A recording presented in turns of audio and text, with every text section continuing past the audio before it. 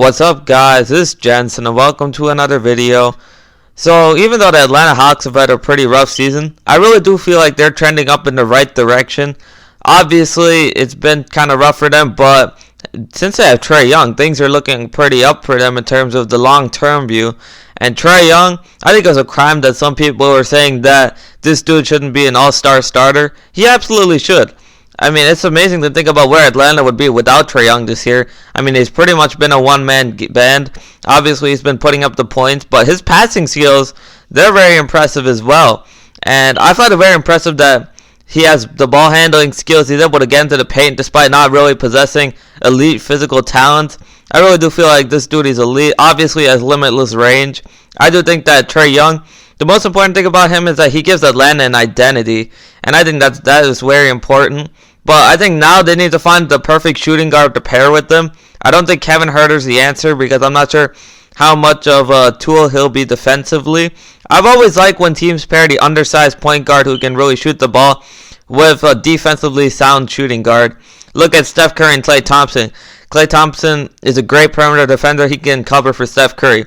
Same thing with Kemba Walker and Jaylen Brown in Boston. Jaylen Brown is able to cover for Kemba Walker. They need to find a guy like that.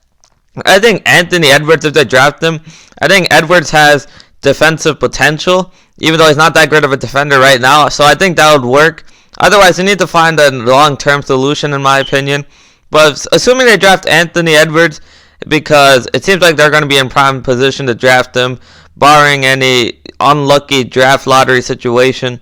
So I think that'd be a nice backcourt. That is a very explosive backcourt. When we're looking at what Edwards can do coming out of Georgia, I think this dude should probably be the #1 overall pick because he has a lot of potential. He's raw, but he has a lot of potential. So Atlanta's trending up in that regards.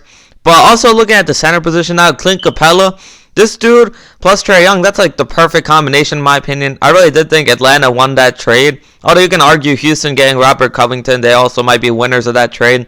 But I really feel like with Clint Capella, this dude, he can catch lobs. He finishes at a high percentage in the paint. He's a solid rebounder, switchable defender. He's obviously a force in the interior. He blocks shots. I really do feel like he's the ideal center to pair with Trae Young. We saw how much it helped James Harden to have a guy like Clint Capella there for so many years. I think that it could definitely help Trae Young too, especially since he's so young.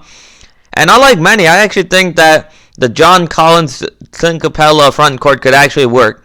Because John Collins, some say that him plus Capella clogged the paint too much. But even though he hasn't shot too many threes this year, John Collins is shooting about 40% from three. I think John Collins, he can space the floor enough. So I think that backcourt, that front court could be very deadly. I mean, both those dudes can finish in the paint at a high clip. Trae Young is obviously a great passer. I think that front court, it actually can work in my opinion. And the piece that no one's talking about when it comes to the Atlanta Hawks is Cam Reddish. This dude was a #10 overall pick, and I know he hasn't been that impressive this year, but some dudes, they just take time to develop. Some dudes, I feel like the teams want the rookies to produce right off the bat, but sometimes some dudes need a couple years to develop. I think Cam Reddish might be one of those guys, but when you look at his physical tools, the fact that his three-point shot looked pretty good, he was such a high prospect coming out of Duke, and I really did think that Cam Reddish, if he develops, I really do think that he could be one of the top prospects in that, one of the top players in that draft. And I really feel like it's only a matter of time, but he's in the right situation in Atlanta.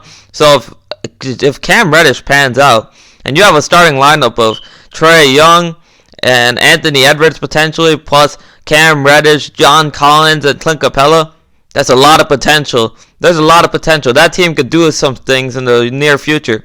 Plus, you would have Kevin Huerter coming off the bench.